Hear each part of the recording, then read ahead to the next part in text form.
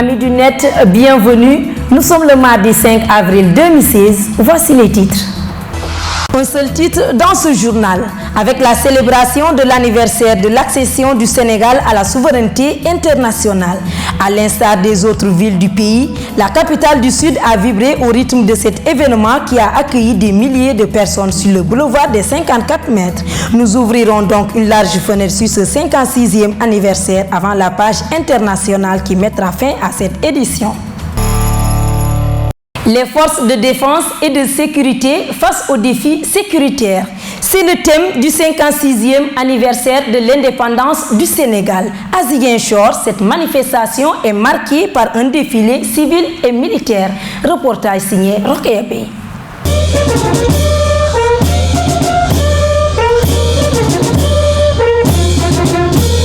À l'instar des autres régions, Ziguinchor a aussi célébré le 56e anniversaire de l'accession du Sénégal à la souveraineté internationale sous le thème « Les forces de défense et de sécurité face aux défis sécuritaires ». Cette cérémonie est marquée d'abord par un défilé civil avec en premier lieu les écoles, les instituts supérieurs et les mouvements de jeunesse.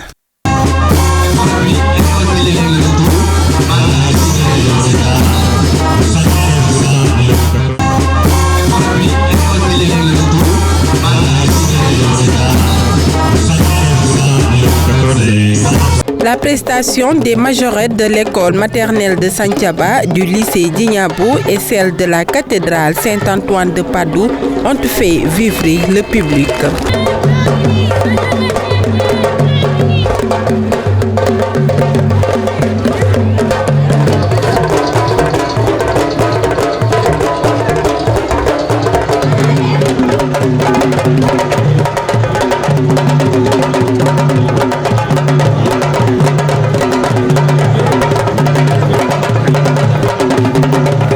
Les anciens combattants, les militaires et les paramilitaires ont marqué le pas au rythme de la fanfare.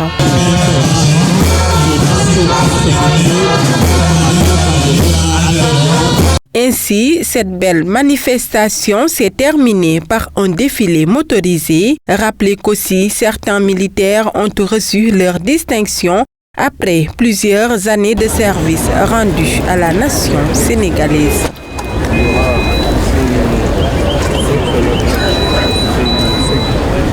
À l'occasion de la célébration du 56e anniversaire de l'indépendance du Sénégal, l'ensemble des forces de défense et de sécurité ainsi que les différentes écoles ont exécuté un défilé remarquable. À l'issue de cette belle cérémonie, le gouverneur de la région de Ziguinchor a exprimé toute sa satisfaction. Propos recueillis par Mohamedou Salif Ndiaye. Au terme de ce défilé, je voudrais exprimer ma satisfaction. Satisfaction et admiration. Satisfaction par rapport au déroulement du défilé, à sa composition. Les élèves du préscolaire, de l'élémentaire, du collège et du second cycle, aux côtés des étudiants, des forces de défense et de sécurité, ont exécuté un défilé admirable, ce qui dénote d'une bonne préparation. Une préparation pensée, réfléchie, inspirée, conduite et coordonnée par le colonel commandant la zone militaire numéro 5 et l'ensemble de ses collaborateurs. Sans oublier la participation admirable, exceptionnelle et exemplaire des autres corps des forces de défense et de sécurité. Il s'agit de la gendarmerie, de la police, de l'administration pénitentiaire, des sapeurs-pompiers, bref, de tout ce que la région compte comme force de défense et de sécurité autour du colonel commandant la zone militaire numéro 6 et du colonel commandant la Légion Sud pour préparer les défilants et effectivement exécuter ce défilé remarquable de par son ordre son déroulement et son exécution. L'administrateur général du FONGIP a pris aussi part au défilé. Doudouka a exprimé toute sa satisfaction par rapport à la qualité de la prestation offerte par la jeunesse. Propos recueillis par Léa Suzanne Tchaoutine. On a vu un très beau défilé civil, mais également militaire au Sénégal, à Dakar et ici, qui montre que le président Macky Sall est un président qui peut permettre aux Sénégalais qui joue son premier rôle. Le rôle de l'État, c'est d'abord d'assurer la sécurité et la défense de ses concitoyens. Le président Macky Sall a doté de notre armée des moyens suffisants et nécessaires qui se renforcent, qui sont visibles de jour en jour pour nous permettre de faire face à toute éventualité. Et cela me réconforte puisque moi je suis un de ses collaborateurs. Une région comme la Casamance, c'est important de savoir que le président de notre pays prend en charge la question principale, en tout cas des concitoyens, à savoir la sécurité. C'est vrai, vous l'avez dit aussi, le thème est important. On a un défi sécuritaire avec le terrorisme et les autres fléaux.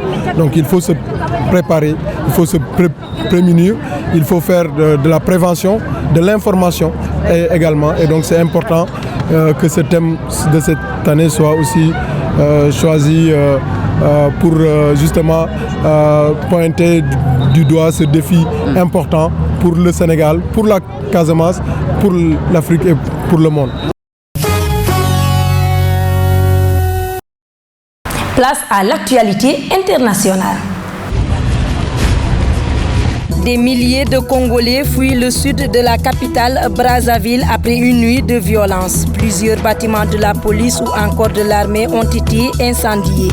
Le gouverneur n'a pas fourni le bilan. Il soupçonne des militaires de l'opposition d'être à l'origine de ces attaques après la réélection controversée du président Denis Sassou Nguesso. Il a été réélu le 20 mars dernier, un scrutin contesté par les Ninja Siloulou, des combattants d'une ancienne faction de la guerre civile qui ensanglanta le pays de 1998 à 2003. Enfin, la Syrie et la Corée du Nord sont parvenus à contourner les sanctions contre le régime. Les Panama Papers révèlent comment ces régimes mis au banc de la communauté internationale se financent. Ils montrent notamment que le cabinet d'avocats panaméen Mossack Fonseca a continué à collaborer avec Rami Maklouf, cousin de Bachar al-Assad, malgré les soupçons de corruption qui pesaient sur lui en 2010. Ces trois sociétés avaient été ajoutées à une liste noire par les États-Unis. Pendant la guerre, elles ont fourni du carburant à l'aviation militaire du régime syrien. Les sociétés écrans sont à la fois un moyen de contourner les sanctions, mais aussi de camoufler la fortune du clan Assad. Parmi les clients du cabinet panaméen, une société écran nord-coréen est utilisée pour financer le programme nucléaire de Pyongyang. Cette structure écran a été créée avec l'aide d'un banquier britannique quelques mois seulement avant son premier essai nucléaire en 2006, ayant provoqué une vague de sanctions internationales. La page internationale met terme à cette édition. Merci de nous avoir suivis. On se retrouve demain sur www.gms.sn. Le groupe Média du Sud, donner de la visibilité à la région Sud. Merci.